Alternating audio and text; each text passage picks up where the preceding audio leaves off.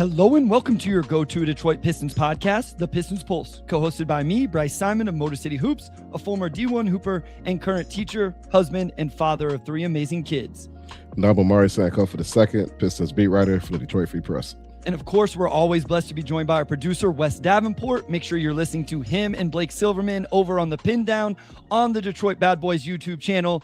And O2 and I will promote our stuff a little bit later because we are joined by one of our favorite guests, senior writer for The Athletic, covering the New York Knicks, and the only reporter, the best reporter around the NBA in terms of his fit, James Edwards III. James, what's going on? I don't know if Omari will agree with that, but he's right. I have to the only reason why I'll concede the fit is because you have the Michigan State jacket on right now. That's the only reason why I'll concede it. Okay, Go green, this baby. isn't O2 trying to say he had the best. Like, I love my guy O2, but I was like, I don't think he cares about his fit that much sometimes.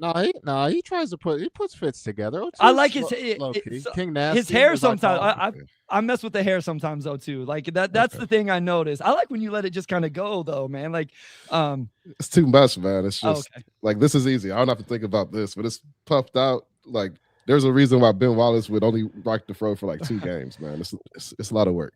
I know about easy with the hair. Kate keeps going back and forth. I notice. Like it feels like that's more work to go back and forth. I don't know. It is. So he just had him in his hair for like I want to say 4 or 5 games. This might be the most he's ever had him. For one game at a time. I mean, he usually goes 1-2 games and then they're back out. Maybe there's a story there at some point. I don't know. Yeah, I wonder if love braid Kate. They do. I remember when he got the first braids. It was like a big deal. It was like might have been his rookie year or sophomore year. I can't remember, but it was a big deal. I remember that. James, I got to ask you this before we get going. Yeah. They had me rolling when you called Jalen Brunson unathletic to his face. And then you had to remind him that he said it to you so that it was okay for you to say that. That interview, that presser was hilarious. I mean, Jalen and Josh, first of all, are both really good dudes. Both very serious about their craft, but also very down to earth. I know Jalen knows it wasn't insulting. No, right? Like obviously the question was trying to ask Josh, who I felt like would give an honest answer because him and Jalen are so close. Who's the pound for pound best scorer in basketball? And listen, I think we're talking about this yesterday. I saw him. I think Jalen, when you factor in his height, he's not 6'2". Right, but then you were like, well, Mitchell's 6'2" and not 6'2". Maxi's 6'2", not 6'2". But Maxi's a blur.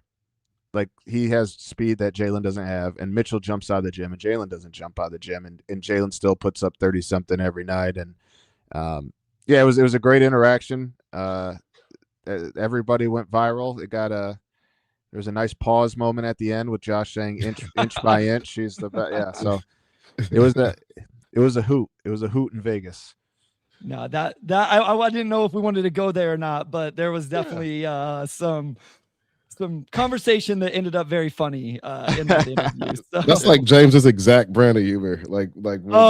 James, you can tell James. I'm like, that's how you know James has been in that locker room for over a year. Like, well, the funny thing is, I don't know if you guys hear the end of that clip. But somebody, when he says inch by inch, he's probably the best. Somebody in the crowd, in the media seating, says, "Damn!" Like because it's crazy. Can you guess who said it? People think it was me. It wasn't you. No. Katz was Katz there. Vinny. It was Vinny. That's okay. That makes sense. Bro. Yeah. Okay, there you go. Vinny was right next to me, and he was like, "Damn!" And that's why Josh and Jalen snickered because Vinny said "damn" a little too loud. Sorry if I can't say that word on here. No, you're good. We're good. That's fine. All right. That's easy. Let's talk. Pistons Knicks play Monday night. Top 2 teams in the Eastern Conference, and as regular season games goes, this is pretty exciting. Now, unfortunately, neither team is fully healthy. I assume Josh is still out for this game. Yeah. Anybody else Knicks wise for Pistons fans? I saw your tweet, but I don't remember what you said in terms of who might be in and out. Yeah, Josh is still out, and Landry Shamet, who was playing really well for them before he got hurt, is still out. And yeah, it sounds like just Duran, Harris, and LeVert for the Pistons. But I mean, maybe the Pistons add somebody else to it because they did play today. So you never know with back. I'm not sure how they're handling back-to-backs on certain guys. Omari would obviously know that better than me, but yeah, it's interesting because a week and some change ago, everybody was waiting for this game, and it had like a lot of juice. Like I think at a point the Knicks only got a game and a half behind Detroit. They had shortened the gap. It looked like everybody on both sides was relatively healthy, and then in a week and a half span, the Knicks lose. I think they're 5-5 over their last 10, lost 3 in a row.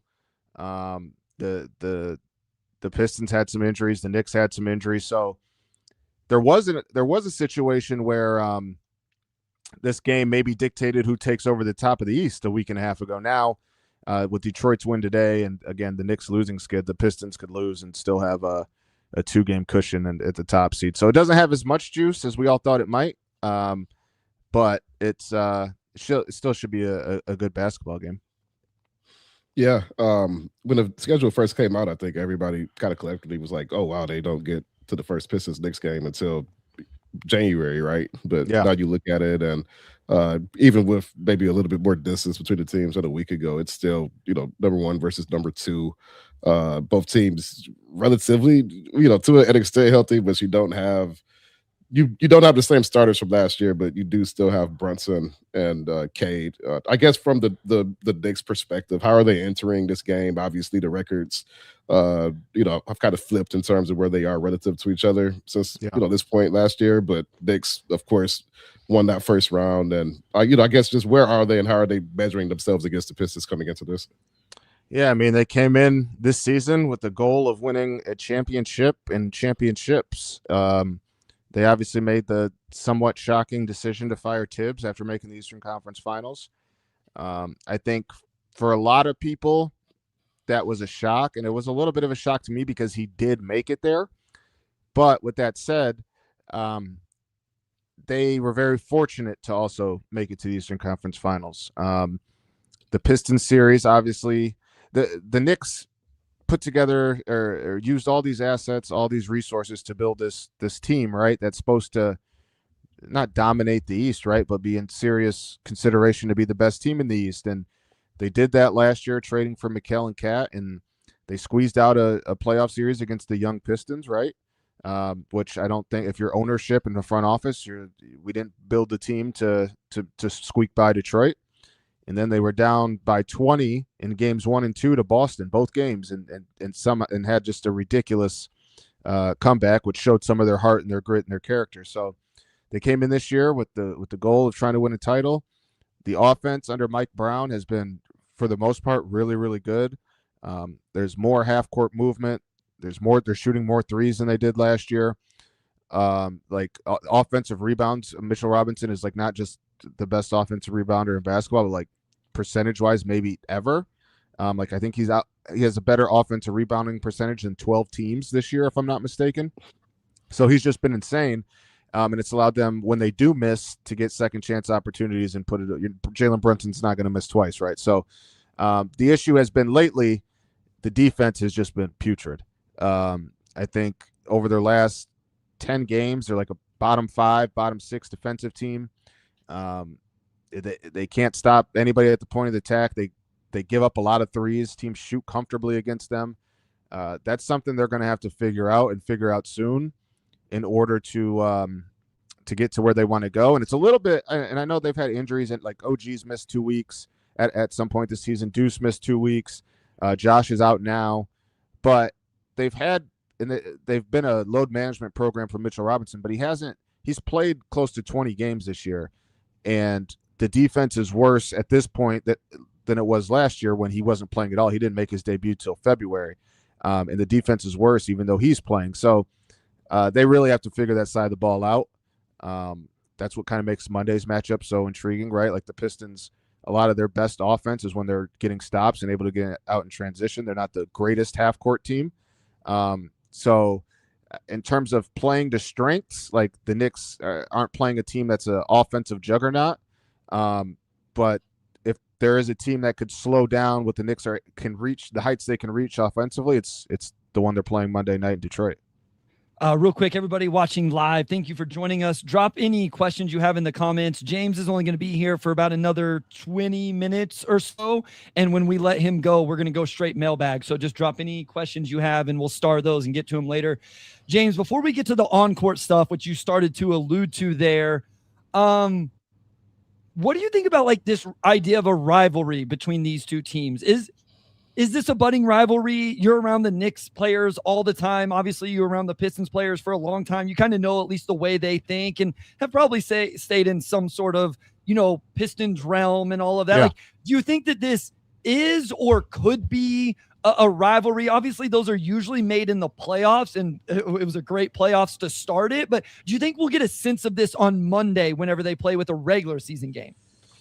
That's a good question. I'm eager to find out because I think that obviously because the Pistons lost, that stuck. I'm sure they thought a lot more about the Knicks series than the Knicks did about the Pistons series.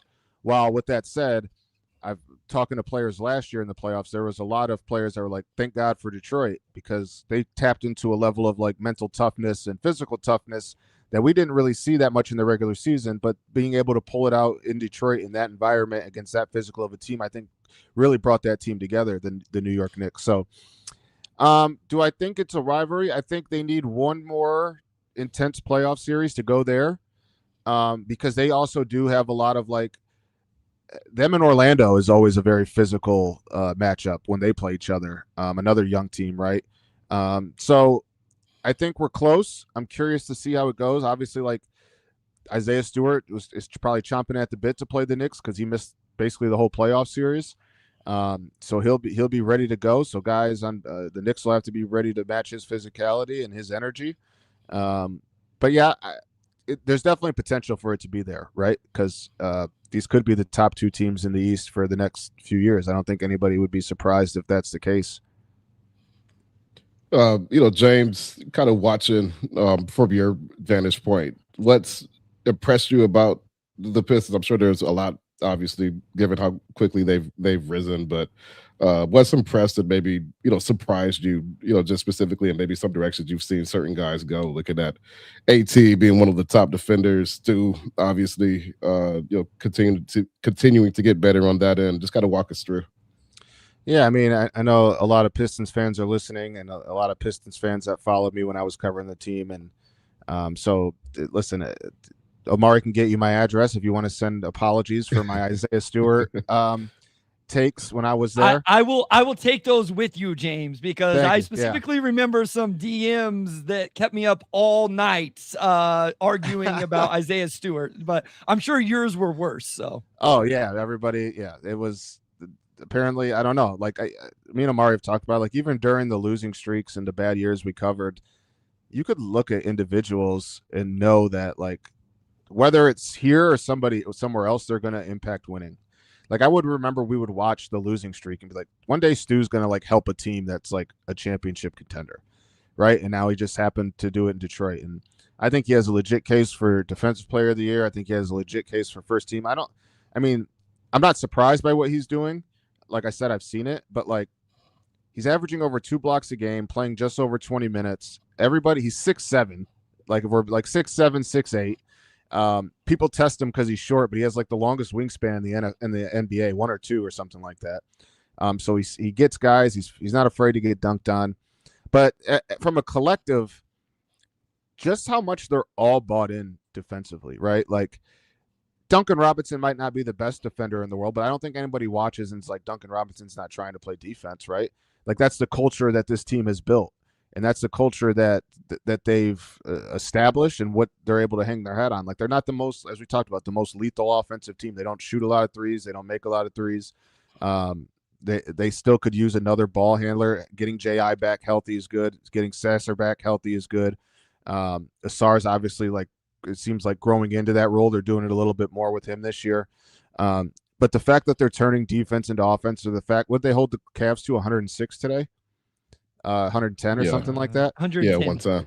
That's like every night for this team. They're like, how many teams have scored 115 plus on them? Not very many, right? Like, just defensively, and it's no secret. We saw it last year, but they're all bought in.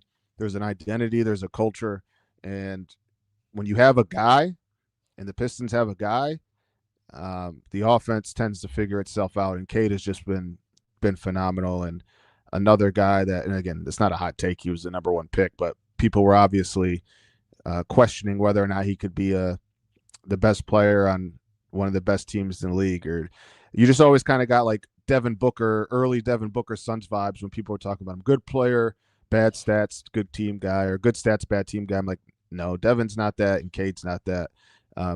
And it all just comes, and he defends too, right? Like it's everybody's defending, and it's defense travels, man. I think a lot of people get caught up in the offense, but defense travels in this league, and you can lock up on the road. You might not shoot well on the road, but you can lock up on the road.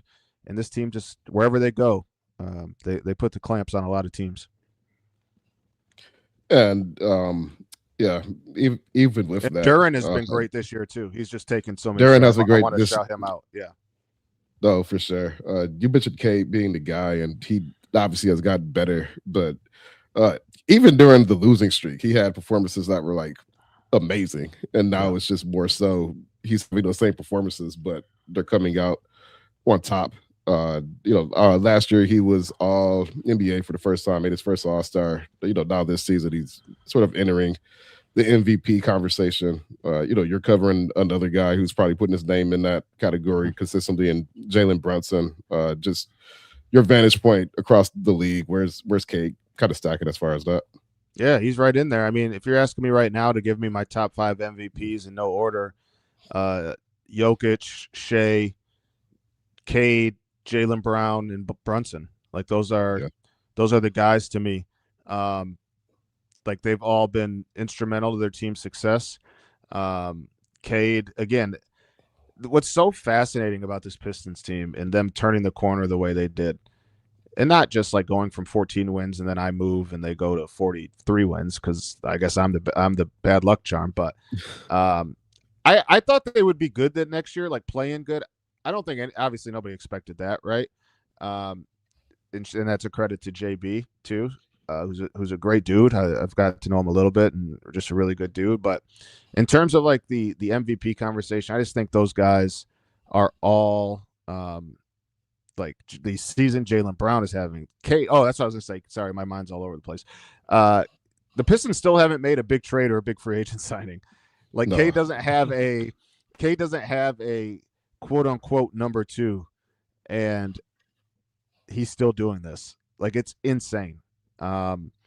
He's just a tremendous playmaker, big size, can get to wherever he wants on the floor, defends his butt off.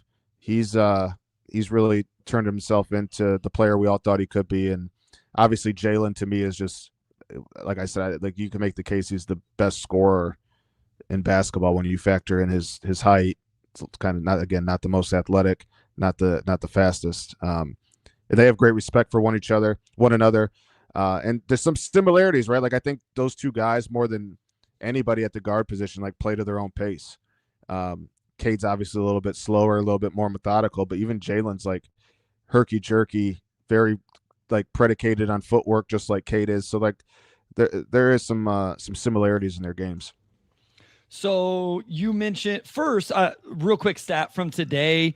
You talk about the number 2 option, James, and I realize that they have some injuries, but Cade's number 2 scorer today was Dennis Jenkins, and he scored 21 of those points in the second quarter. Those 21 points were 9 more than the third leading scorer, which I believe was Duncan Robinson. You just talk about like the amount of help he does or does not have around him. Dennis Jenkins, 21 in the second quarter alone, put him almost double what anybody else. So before we get you out of here, I want to talk about the Eastern Conference as a whole. So would you agree that it's Detroit? I'm not going to put you on the spot here. Detroit and New York, are they in a tier by themselves in the East right now?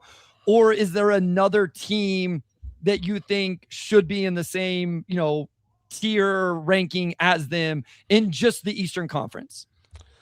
I don't think it. I mean, if we're being like fair, I think the Pistons, until proven otherwise, deserve to be in the tier by themselves, right? They're the only team in the East without double-digit losses. They're a tremendous defensive team. They've beaten some really good teams, and they've done this with injuries too, right? Like I'm not. I think the gap between what the Pistons have done and like the Knicks, the gap between what the Pistons have done in comparison to the Knicks is a little bit further than the gap between what the Knicks, the Celtics, Philly's starting to roll, the Raptors are starting to roll. I mean, Philly's 2-0 against the Knicks this year. So it's certainly. I think it goes. The Pistons are in a tier of their own right now, and still proven otherwise. And then I think kind of Knicks, Boston, and then I think there's a gap with Philly and Toronto. But I think Philly's pushing to be in that next tier too. So, yeah, like I said, I think the Knicks have the highest ceiling in the East. But until they figure out that defense, it's kind of hard to put them in those conversations right now, especially amid this losing streak. Real quick before Omari jumps in, when you talk about Boston in that tier, is that considering Jason Tatum coming back? Or, I mean, to be clear, Jaylen Brown's been absolutely incredible. Like, he's been awesome. Yeah. And they're third in the East. So, like, rightfully so, they're, being talked about. But is that like, hey, I think they're dangerous because Tatum may come back? Or is it just legit just the team we are seeing right now? Well, it's partly that I think Tatum, it sounds like Tatum might legitimately come back, which will be huge. But also, like, it just kind of shows what the Boston Celtics culture is, right? Like, they stumbled a little bit, things got corrected, and they're just incredible right now. They still need a center. I think they need another center. They could use another bench piece or two. Like, do I think that they could, without Tatum, do they scare me as like a second round playoff team? Not really. But if we're talking right now and what they're doing in the regular season on a nightly basis, I think they're just in the conversation for one of the best three teams in basketball, aside from kind of where their record is. For sure. James, I'm not going to ask you for a prediction for tomorrow. That was going to be my initial. Rest of the season, just your outlook on the Knicks. What do they need to do, maybe to close that gap with the Pistons, and then from the Pistons side as well, is there anywhere you think they probably will need to, make a move if they want to eventually overcome the Knicks and be the better favorite team in the playoff series? Yeah, I think for the Knicks, they need to figure out, there's two things. One thing Mike Brown has come in and done is really experimented with his rotation and giving guys opportunities. I think the last few games have shown us he maybe should tighten it a little bit once everybody gets healthy and they're close to getting healthy. Like, I don't know if you can play 12 guys all the time. Just to get a little bit more rhythm, a little bit more continuity. Then the other thing is they have to figure out how to defend, and they need to take a good look and see if they have the pieces internally to become a better defense. It's hard to be a good defense in general when obviously the physical limitations of your point guard and your center, like that's already trouble. And then you basically need Mikal and OG to be phenomenal to be able to cover up those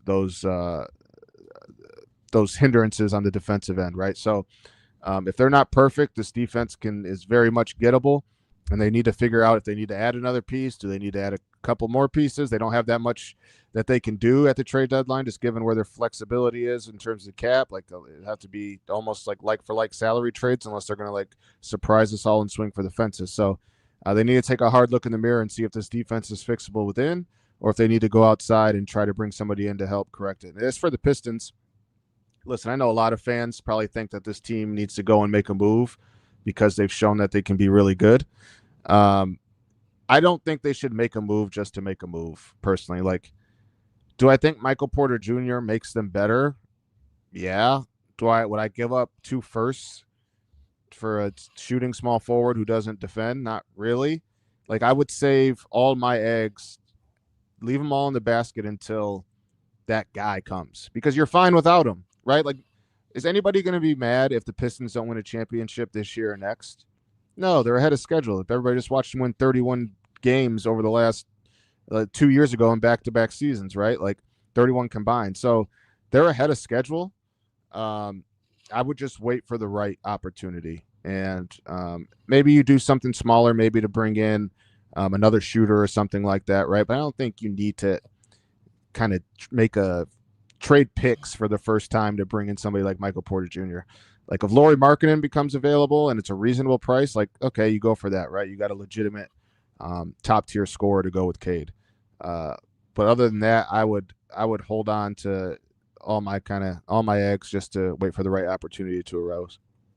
I love it, man. James, we got to get you out of here. Are you live over there with Is Locked On, or will that drop tomorrow? Just want to shout out. I'm not sure if that's live or not. I don't think it's live. So check out tomorrow. I'm sure it'll drop tomorrow. James is going to record with Koo, so just wanted to shout that out as well. To preview this game and talk about the Pistons some more. So make sure you check that out. James, before you go, we had a lot of comments about people who still follow you and support your work and appreciate you, even with all the jokes.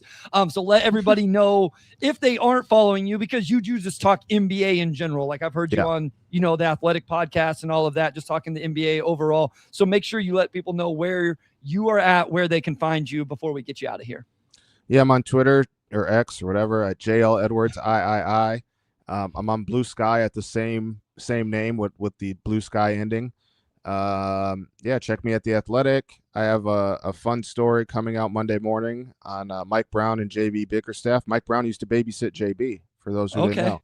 So check that out. They have a really good relationship. And I'm there. I use Instagram for like my close friends and family, and so I can stalk Omari now that I'm not with him every day. I appreciate you guys having me on. I appreciate all the fans still showing support. I still talk to a lot of people. So it means a lot. And even when I'm back home, like I've been in Michigan since Thursday and run into people all the time and still get some love. So I appreciate it. All right, man. Yeah. The most emotional moment for me this past week was when you texted me about that our favorite sandwich shop in Atlanta Coast, Zunzi's. Like that stabbed me in the heart.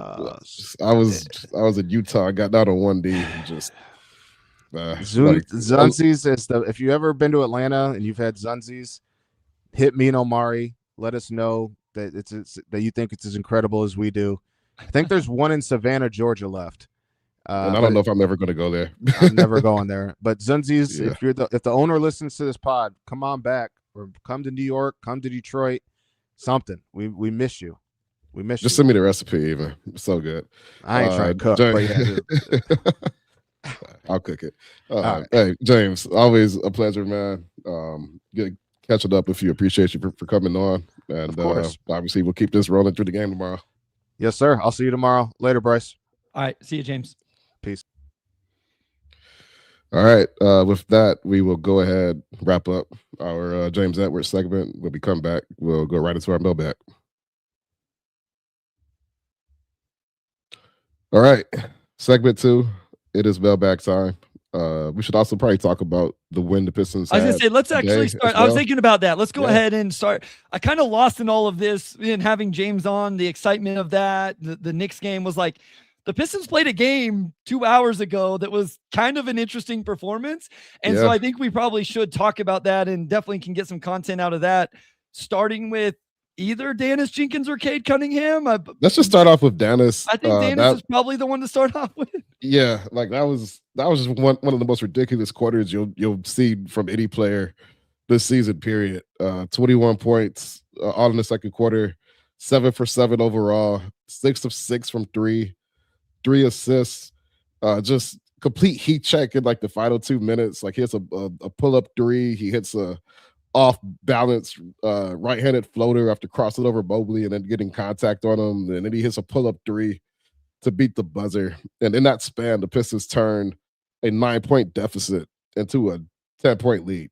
I mean, we've seen Dennis come off the bench and even as a starter deliver some heroic performances for this team, but he was just on a completely different level today. If he doesn't do that on a night or on a day, they shoot 41.1% overall as a team.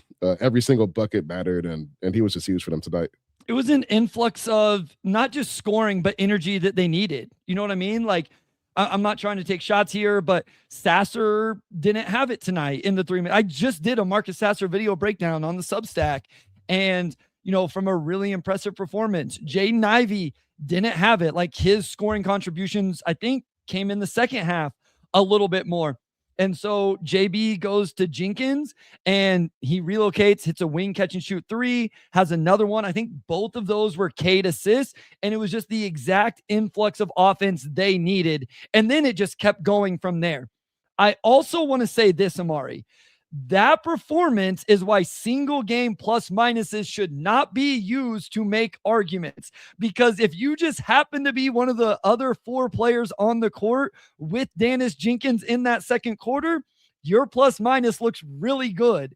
And so, listen, I think over a bigger sample and lineup data and all of that, like, it's important. But this was one of those where it's like, hey, this is the perfect example of why you can't just look at said player and say, oh, they were a plus 20 today. Well, if they were on the court for the Dennis Jenkins second quarter takeover, their plus minus looks pretty good. But I don't want to take anything away from Dennis. That was incredible. I don't think that they don't win without that, right? Like, as I mentioned earlier, second leading scorer on the team, and third was Duncan Robinson with 12 points. So Javonte had 11, and that might have been it for double digits. That it was it for double digits. Yeah. And so, like I said, I think I wrote it in the Substack, his 21 points in the second quarter alone were 9 points more than who was in third. So an incredible performance and this is how you end up with the record that Detroit has, right? Is you get performances, and this isn't the first time from Dennis, but you get these type of performances from guys on the road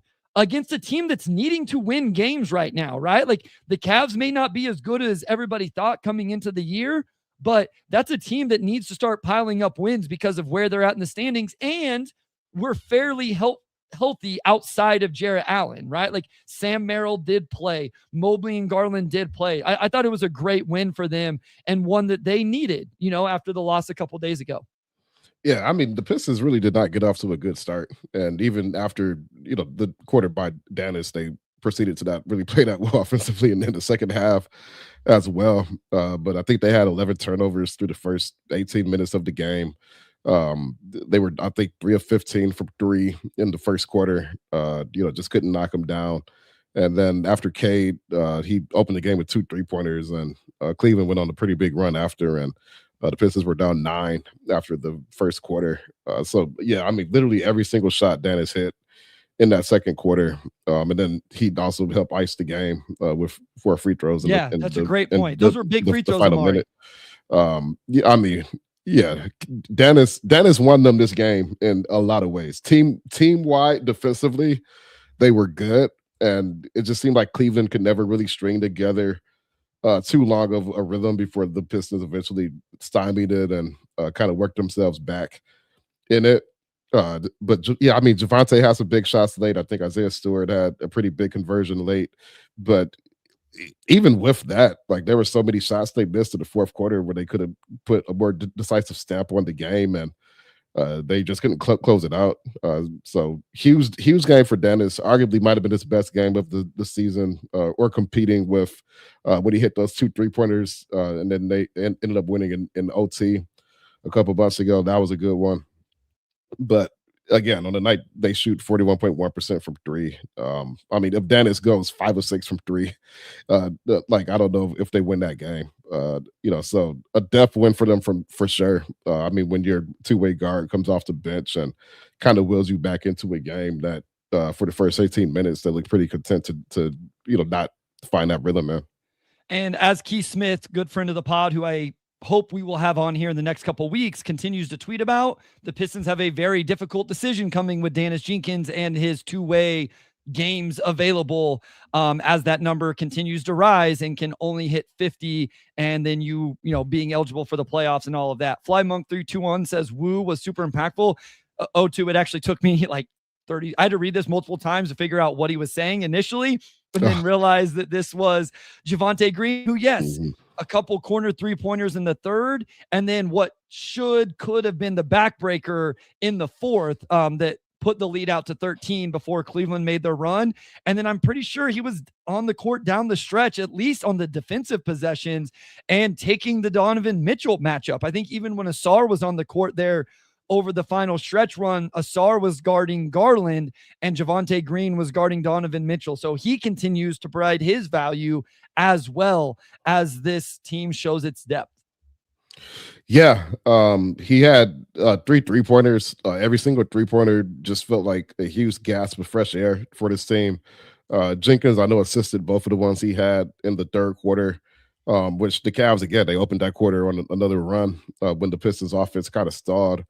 For those who didn't watch the game, obviously with Duran and Tobias Harris out, they started Paul Reed and Isaiah Stewart. So they went with the Reed, Isaiah Stewart front court. I tweeted yesterday I didn't think they would do that just because that's essentially your center rotation. It was Jared Allen out. You don't have to do that, but they went and did it anyway. And I think it just has spacing issues. I don't think it was coincidental that they started the first and third quarters off on like a really weak note. And it wasn't until you started to kind of get some guys off the bench and that the offense began to open up a bit. But defensively, it did start off on a good note. Somebody mentioned Isaiah Stewart was really good defensively.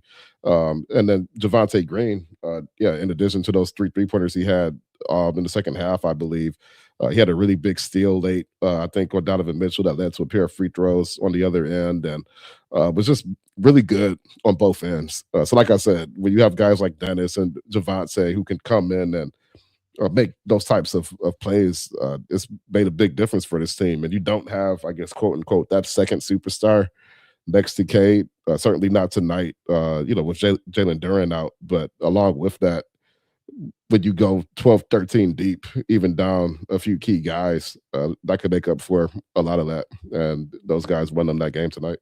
Today, it's a 2 p.m. game. It's so easy to say tonight, not today. I know I had to keep retyping in my notes like this afternoon or today instead of Chuck Brewer in regards to the Dennis. Is it hard? The question is, who do they ship out? If I said a hard decision, then I misspoke. Obviously, they need to have Dennis on the roster and available for the playoffs.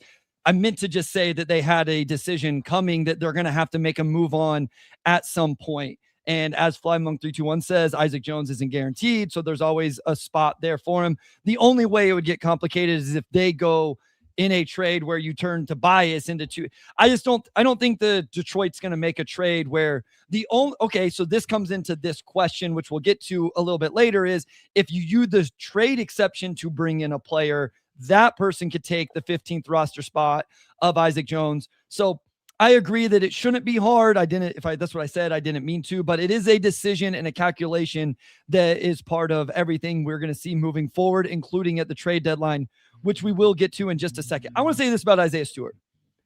Listen, I know Evan Mobley hasn't been great offensively this year. I think everybody's, he's kind of plateaued based off what we saw last year, but watching him really stymie Mobley on multiple drives throughout the game, but then also have the ability to guard Donovan Mitchell on that switch late in the game is just another great example of how good this dude is. So here's my question, Omari.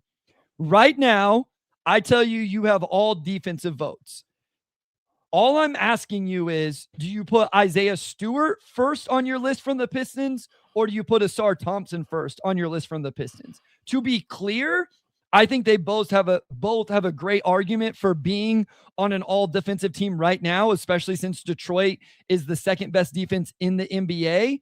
But which one would you put ahead of the other?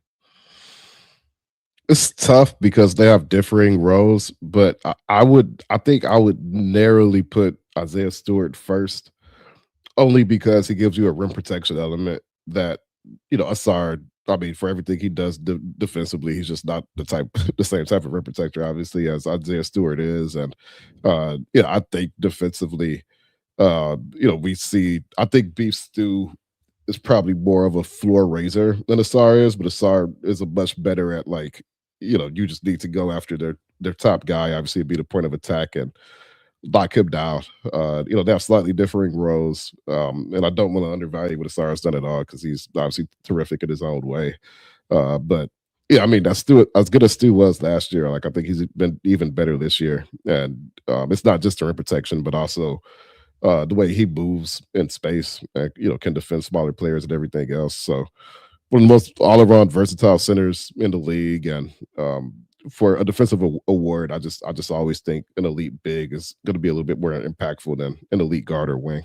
Somebody asked, does Stu officially qualify with his minutes? So this is a great question. I quote tweeted Omari's tweet about Isaiah Stewart being named Eastern Conference Defensive Player of the Month in December.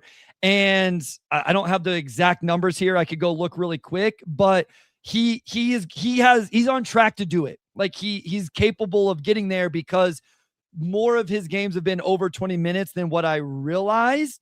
So Chuck, it's not how many minutes per game he plays. In my understanding, it's how many games did you play of 20 minutes? And I know like there's some correlation there, but just if he averages 21 minutes per game, that doesn't, and plays 65 games, he doesn't necessarily qualify. He has to play 65 games where he played 20 or more minutes. So for example, and I put this in my tweet, he has a game where he literally played 19 minutes and 59 seconds. So that game would not count. So he had a handful of games under 20. And then I think he's only missed 3 complete games where he just didn't play at all. So he's in good shape right now, but it is something to track. And I just don't see where he doesn't play 20 minutes the rest of the year, O2, right? Like, I mean, there's just no way. Yeah. Unless he gets hurt. If he gets hurt, that's one thing. But I'm just saying, like, if he's eligible to play in a game, he's going to play. Maybe foul trouble and ejections. Like, we definitely have a couple of those coming still, right? Like, where he gets mad but you know what I mean? Yeah, no, I mean, I think he's just too important for the team, and he just got Defensive Player of the Month. He's somebody who deserves the accolades. So him playing more minutes at power forward, I think has helped him reach that 20-minute threshold a bit more. I also hate that rule. It's like Mr. Ray said here, like Seven City said, and NBA needs to make it a minute qualification versus games qualification.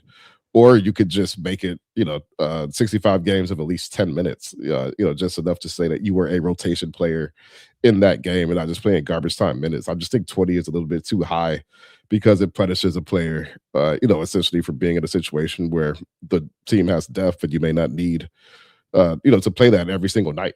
I don't feel like you should be penalized because, again, like you played 19 minutes and 59 seconds. Like, I just feel like that's too arbitrary for a guy to lose out on a qualification because of that. We're going to talk about this on Game Theory tomorrow because this is going to really come into play with Jokic. And I didn't want to get into it when James gave his MVP votes, but at the end of the day, Jokic probably isn't going to be available he's not going to be able to win MVP. Like the problem is this rule wasn't designed for awards. The idea behind the rule was to get star players and the best players not to quote unquote load manage, but it's essentially only become a conversation around these rules or around these awards. And so it's tough. The issue with it in general. Yeah. I mean, we don't have to get too off track, but go ahead. Yeah, the whole issue in general from like a player standpoint is that the rules can only really exist to hurt players, from earning awards in, which some cases they may deserve. I think the spirit of preventing load management and this and that works, but it's too restrictive to where now you have, guys in the middle like Stu who are being hurt essentially because their minutes are allocated in a certain way. It doesn't mean they're less impactful. It's just literally a minute allocation thing. That's intended to weaken the top a little bit, right? So it's just a really hastily implemented rule, I feel like. And my thing is, like, if Jokic ends up playing 60 games at the pace he's played at, like, he's first team All NBA. Now, I actually disagree. Like, I'm not trying to call out Bobby Marks. Who am I to call out? Bobby Marks tweeted, I think that, like, he said he would still have Jokic on All NBA with 31 games played or whatever. Like, I disagree with that, but that's just my opinion. But like, it's going to end. It's going to be discussed about because of this. One thing I saw the other day is just like the NBA makes so much money. Just put an independent NBA doctor with each team, and then that person can tell the NBA whether or not a guy's load managing or not, and then come up with fines or whatever you need to do. So I don't know. So it also helps get players awards who otherwise wouldn't have won them. That's a good point as well. Like, it does go both ways. So I will say this. So it should leave to voters to decide if someone's 64 games is more valuable than someone's 72 games. I don't disagree, other than like, I don't trust all voters, but I don't trust all voters anyway. Like, there's always guys that get left off ballots where I'm just like, this is absolutely insane that this guy didn't end up on every ballot. So I guess to your point, there's going to be voters I don't trust anyway. So, okay, let's go to break. We got off on a little bit of tangent there, but that's good sometimes. We have some questions in the queue, and we'll get right into those right after this. All right, we are back with segment 3. Again, we have some questions here queued, but if you have any more, feel free to drop them, and we'll see if we have time to get to them. We'll start off from Chuck Brewer. Who do you bench? Even with the vert out, we don't have enough minutes. So I think he's asking, what is the rotate? Like, if this team is healthy, we've talked about this, what's the 10-man rotation? And I think my answer's probably changed since the last time we did this. I don't know what my answer is, Omari, but maybe you have one. I mean, it's just like you have more playable, players than you have minutes. So, I think you could just go based on matchups here and there. I think you have the luxury of, on a night Dennis doesn't get in going immediately, well, that opens up a chance for Sasser and vice versa, right? As we've seen play out over the last few weeks. I think some players, probably are just more so going to be situational regardless. Like P. Reed, he's going to make an impact whenever he plays. He's on a team with 2 bigs in front of him. I just don't know if you can make room for 3 bigs, especially when 2 of those guys don't really shoot it too well on a team that already struggles for shooting a little bit. So yeah, JB kind of tried the 13-man rotation for a bit. I think even before the injuries, we kind of saw him begin to drift away from that. I don't think there's any normal clear-cut answer. The reality is that you're going to end up benching guys who deserve to play some nights just because there's not enough minutes to play everybody. And I think the upside to that is when players do get hurt, and in any season you're going to have players get hurt, it allows those guys to step into bigger roles and show what they could do. So, yeah, I don't know who you bench. I think the top 7 or 8 is pretty set, but after that, you can make an argument for anybody. Yeah, Chuck Brewer says it was about Sasser today, and I think I'm with you. Chuck, I guess my answer would be you find that 10, and then you do what he did today. Somebody else about, like, how did JB make that decision? And I think that's why coaches, as much as people, I think Pistons fans have seen, like, what an NBA coach can do in terms of the difference they make. I think sometimes people, especially more casual fans who aren't watching day in and day out or following a team religiously, don't always understand and appreciate what an NBA coach does for an NBA team. But I think this is one of the biggest things. People always talk about depth in the playoffs, and I'm like, yeah, that's cool as long as your coach can push the right buttons. Mike Brown in New York is going to have to figure this out. Like, yeah, it's cool that Tyler Kolek has had big games, and Deuce McBride, obviously, and Jordan Clarkson and Landry Shamet. You can't play all of those guys off their bench. So which 2 are you going to choose come playoff times, right? And you have to make those correct decisions. So my answer today, and I think this is what Chuck was alluding to, JB, press the right button. For whatever reason, Sasser didn't have it. He felt that, and then he went to Jenkins, and it worked out. So I think, yeah, it's a great – Fly Monk says it right here. Sasser, LeVert, Danis get early minutes and then go with whoever is hot for the rest of the game. I think I agree with that. I just think that that's what you need. And it is a good problem to have, especially for 82 games. I completely agree, Mr. Ray. The one thing I will say is you can't play 13 dudes in the playoffs, though, right? So, like, JB is going to have to quickly make these decisions in the playoffs, but there's no question that their depth has helped them off to this start that they have right now. Big Dog Pistons, Cade Cunningham is not getting enough respect for this winning season. No real second option. Started Stu and Paul Reed in Cleveland and beat them. Listen, I agree that he deserves all the credit in the world. The one thing I will say is, like, on Tim Bontemps' straw poll, he was like 4th, I think, in the MVP voting, like 3rd or 4th or something. Like, yeah. I do think that his MVP candidacy is getting recognized around the NBA. Maybe not as much as it should, but I do think Cade is becoming a household name, Omari.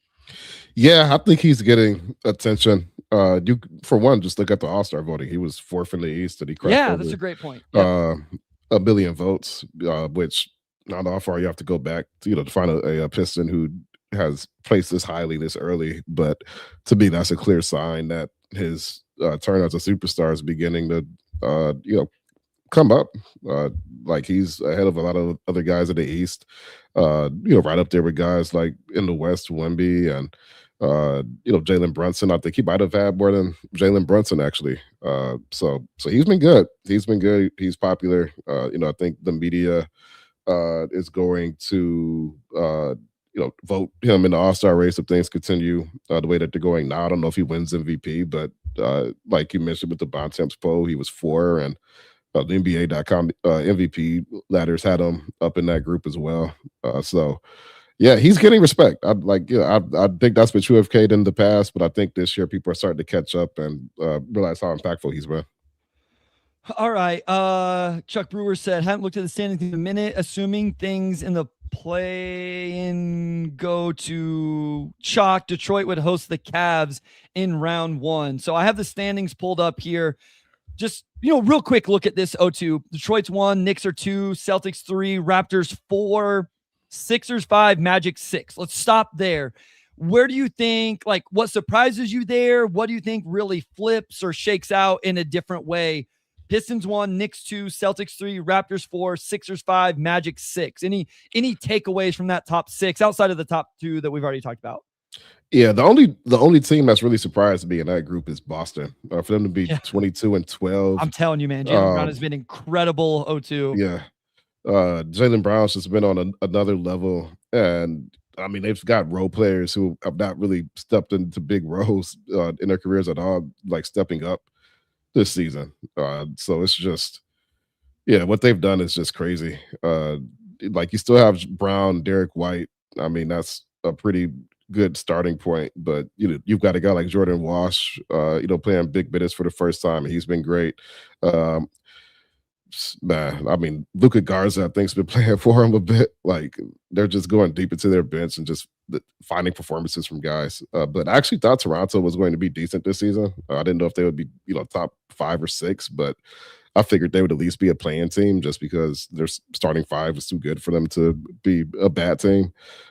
Philly, they're starting to come along, and you can't really predict how good VJ Edgecombe is going to be as a rookie. I mean, he's been pretty phenomenal. Yep. But they had a deep enough team and I think enough talent at the top, especially with Embiid coming back, where it's like, a good outcome for them is a top 4 finish and maybe even a playoff win if everything clicks properly.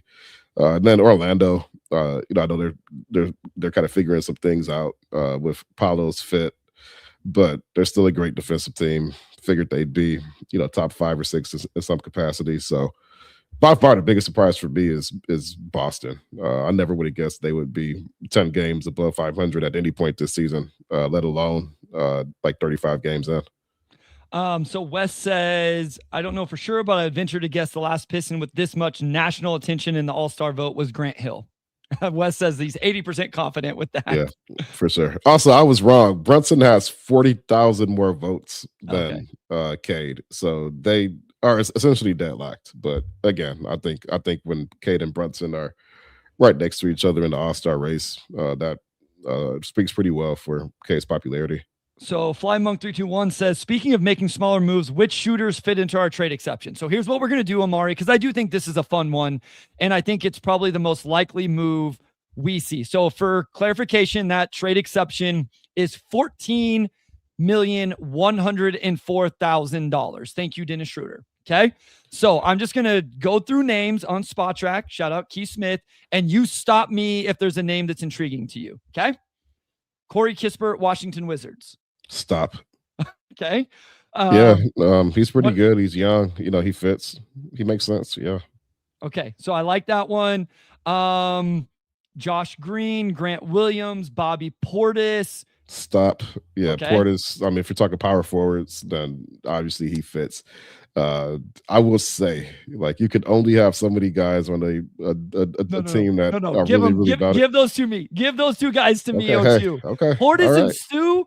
Nobody's messing with anybody on the Pistons. Portis scares me through the TV screen. Hey, also, I was meant to say this earlier. I was listening to a podcast the other day, very random podcast, and I mean it's a basketball one, but they were talking about. Gosh dang, I don't remember who they were talking about, but they were talking about how when that person walked into the gym, they changed the energy in the gym. And they're talking about a different player. And then who the second person the guy brought up was? Must have been Bobby. No, it was Isaiah Stewart. Isaiah Stewart. Okay. Yeah, Isaiah Stewart. Brought up Isaiah Stewart and how when Isaiah Stewart walked in the gym, he was going to change the energy of the gym. And if you didn't match his energy, he was going to kick your butt. I just thought that was really cool. Also, shout out Camille. See you in there. I'm probably not saying that right, and I'm really sorry. That's a rookie deal. Kobe White, that's a bigger conversation. Dorian Finney-Smith, Isaiah Joe, Dante. Dorian Finney-Smith is an interesting name. I don't know if he shoots it as well as you would want. Actually, I'm going to look that up real quick. Dorian Finney-Smith, what are you shooting from three? I know he just came back for Houston. He didn't look. Yeah, good. He's played 5 games. Yeah, this was. Go ahead. Yeah, he's 36% from 3, but that's only 5 games. He was 39% last year and 40 the year before. But yeah. Yeah, he's kind of just working into it. Imagine Portis, Stu, and Ron on the court at the same time. Like that's that. Yeah. Isaiah Joe, I don't know that, OKC's making a move. DiVincenzo would be interesting depending on, what they want to do. Luke Kennard, anybody? Luke Kennard? Can I sell you on a Luke Kennard? Former Piston.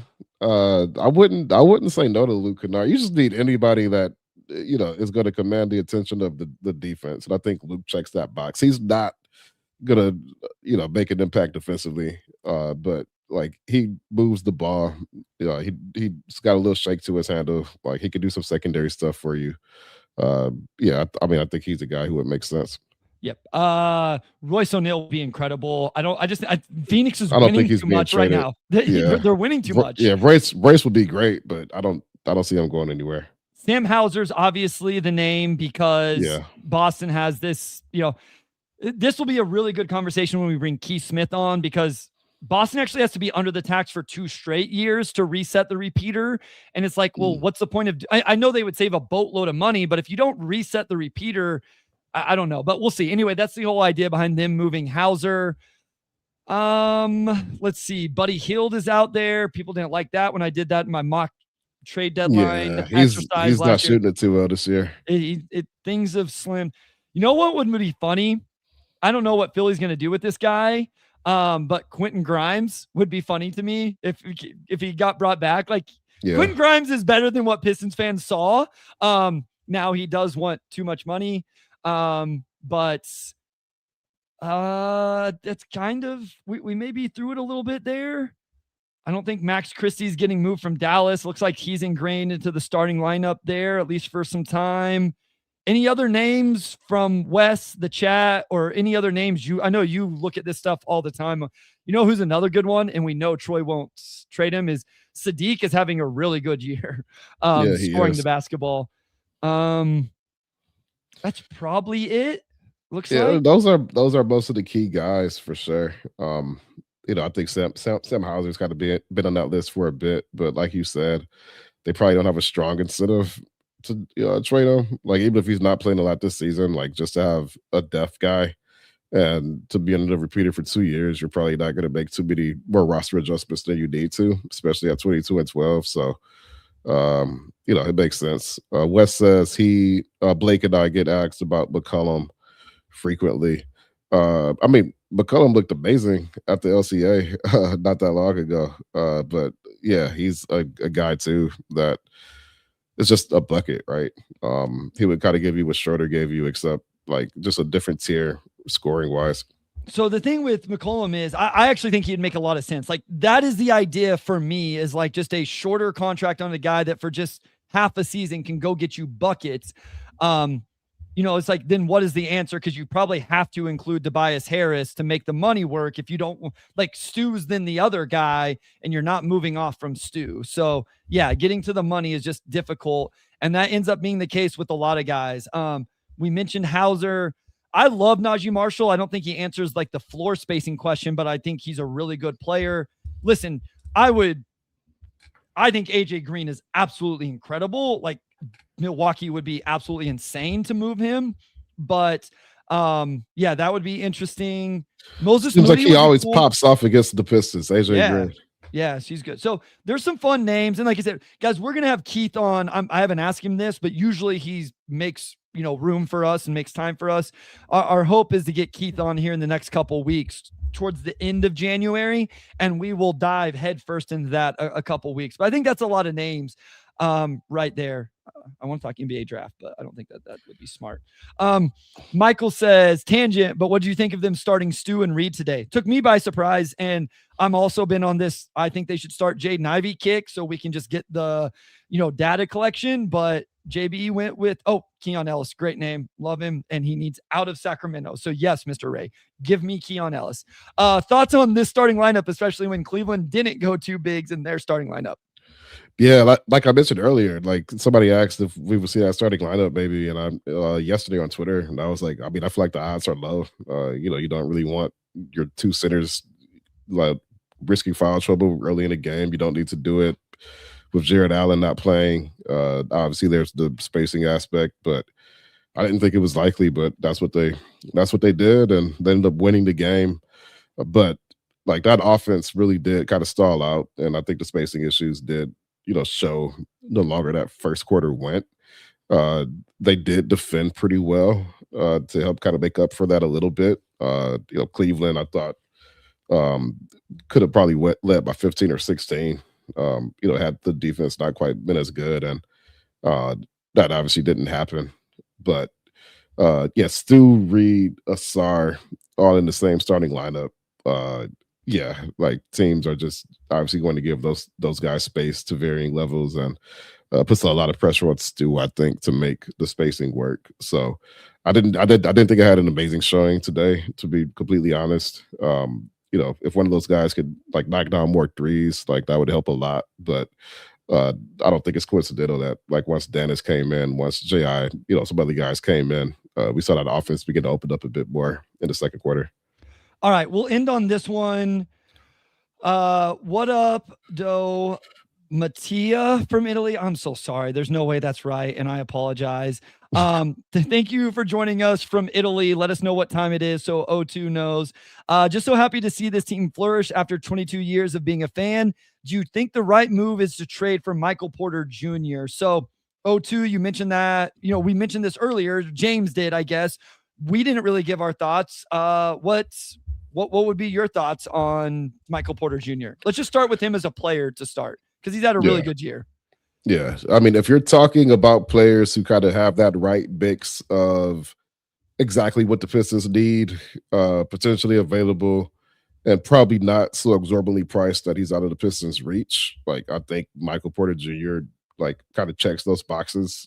His numbers, he's averaging 25.8 points, 7.5 rebounds, 3.3 assists, shooting 50% overall, and 41% from three. This is a guy that's always been an elite shooter his entire career, but this is like by far the best season he's had. He's basically averaging exactly his career numbers, but just on higher volume. So he's going from like a 17 to 18 point guy to one of the best scorers in the Eastern Conference this season. So yeah, you slot him in at the 4. He maintains his current pace. Like that's a legitimate number 2 next to Cade. And, I think that opens some things for you. I think the other side of that is what are you willing to give up for him? Is he somebody you would want to give up 2 or 3 first round picks for, and potentially even some, additional capital as well?